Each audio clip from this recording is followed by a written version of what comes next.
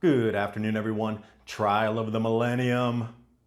Companies and their directors could soon face liability, including personal liability, if they fail to assess and address risks related to climate change.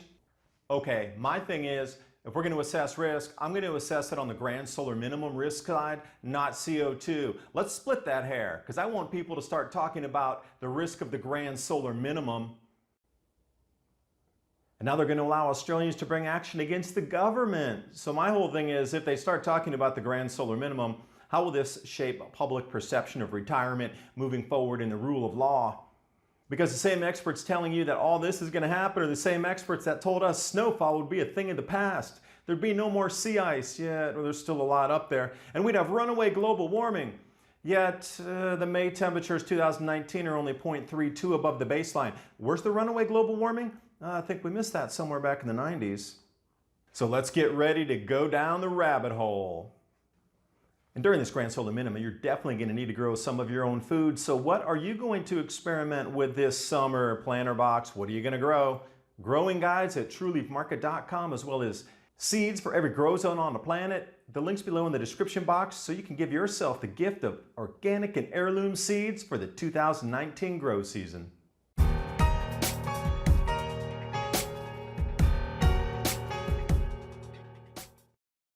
Going to start you off here with the trial of the millennium. Juliana v. U.S. climate change lawsuit.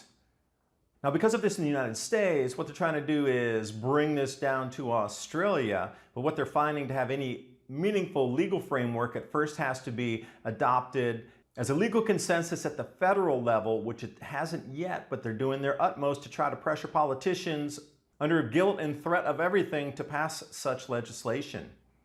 Now, they're going to bring this on as Climate Change 2.0, targeting companies, and Climate Change Litigation 3.0, targeting the government itself.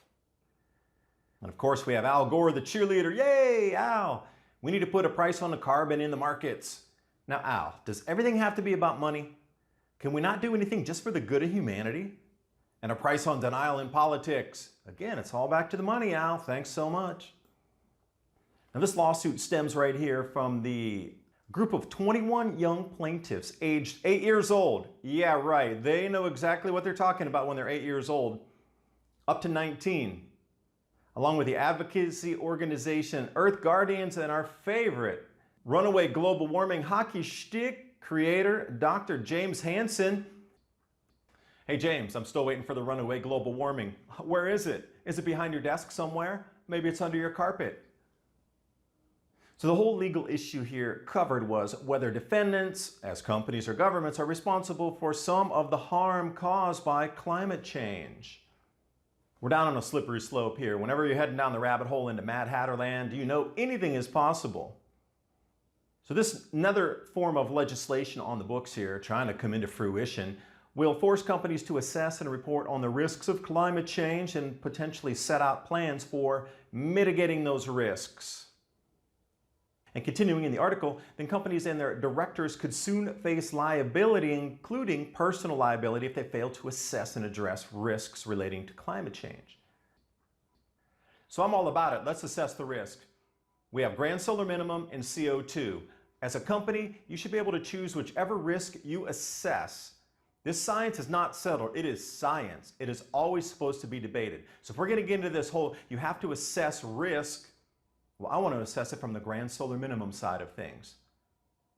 And another point of contention I have is they say you have to mitigate the risk, but then there's no action plan clauses in there either. It's just like study it, say it's real, verify it, maybe, and then do nothing, basically. So what are you going to bring the litigation as? Okay, we got these stacks and mounds of paperwork up to the Himalaya, and now what? Oh, we chopped down more trees that could have absorbed more CO2 to put in all these reports about the mitigation of climate change.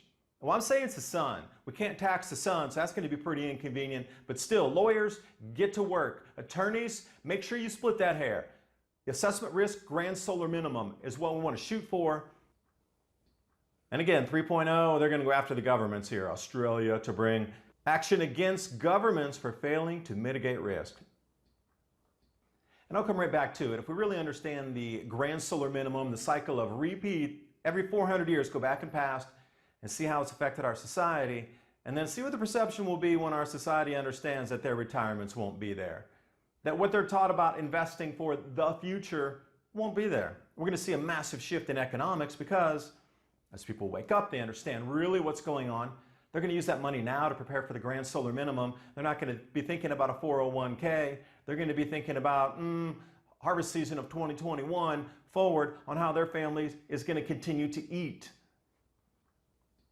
So even something as innocuous as this that's supposed to help the environment with hydroponic lettuce needs to go under one of these studies. And if these directors at this facility don't do a mitigation study, they could be sued. Now you have to keep in mind that these same people who are directing all of this policy conversation moving forward are the same ones that had given us bad call after bad call after bad call.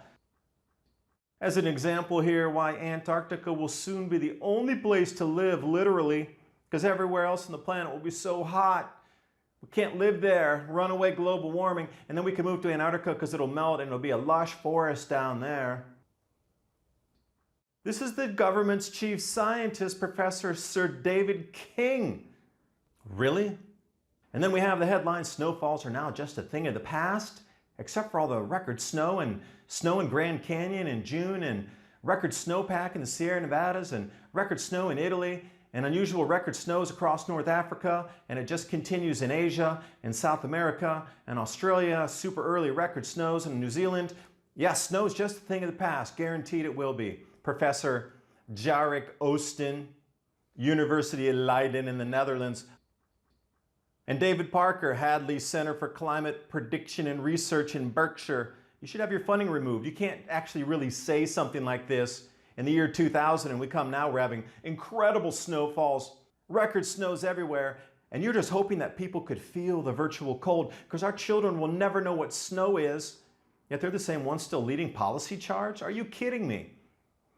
What other kind of bad, bogus calls could there be? Environmentalists predicted the end of spring snowfall. Yeah, except for all the spring snowfalls that we've had. No spring snow, really. Let's take a look here at the Finnish Meteorological Institute. That orange circle I put there, look how far above the baseline for spring snowfalls it is. That is, how many standard deviations above? That's pretty inconvenient. I bet they're going to try to erase that if they could. Makes you look bad, Union for Concerned Scientists. And these bold predictions came from the Union of Concerned Scientists. Well, I'm a concerned citizen that these concerned scientists are so far off the rockers with bad calls that we're still listening to them. I'm a concerned citizen. The end of skiing. How many times did we hear this? We heard the end of skiing across North America. We heard it in Canada. We heard it in Australia. And now all these areas, in North America, are going to stay open until August because there's so much extra snow up there. And also the same thing happened last year in Australia, extended season. And now in Australia, super early season, record snows, they're going to open the slopes early. Yet these same people, Terry Root, senior fellow at the Stanford Woods Institute for the Environment, how can they possibly still get airtime with all these bad calls again and again? And then when you want to go look it up and backtrack it in the story links provided in the articles that I've all linked below in the description box, oops, sorry, we can't find that page because it was a bad call about snowfalls or a thing of the past. What about all the support groups for the snowplow drivers? Oh, they're going to lose their jobs. Oh wait, they needed to hire new snowplow drivers this year to keep up with all the record snows. I guess this cartoon here kind of sums up the madness in our world. Now, how many times have we heard the Arctic would be ice-free by now? Gore said it in 2008, the American scientist Wisław Maslows, 2007. All these institutes across the planet, ice-free Arctic. Yeah, let's take a look at the Arctic and see how much volume there is June 9th, 2019. The black line is 2019. Oh, you see it's above several other years, and as we descend into the low melt season, I bet that's going to be above everything, including that 2018 blue line. Yeah, you see that? Come into September. Draw your eyes down to September, and you see that light blue line above everything else? That was last year at the low melt season. Most ice in umpteen years. At the very lowest amount of ice melt there could be in a season going into September. Nobody talked about that. Too inconvenient. Here it is for you. Not in black and white, but more in blue and black. And what about all these predictions of runaway global warming? Here we are, University of Alabama, Huntsville, lower troposphere temperatures, May, 0.32 above the baseline. So what bait and switch were we fed? We were told it would be running up 2 degrees Celsius or above. 0.3, that's 6 times less. All the predictions are not coming out yet. They're still giving these people airtime, and now they're trying to put new litigation in. And I do want to split the hair, and any attorneys out there, when they do talk about mitigation studies, please go to the grand solar minimum, because it's not defined in the law what you have to mitigate against. Thanks for watching. Hope you got something out of the video. Rundown on the Adapt 2030 social media feeds, as well as oilseedcrops.org, where I have a full page on grand solar minimum readiness. And for those of you who want to watch a few more videos, please take a look at these that I've pulled up here for you. You can subscribe to the channel and also click through and enjoy some related content.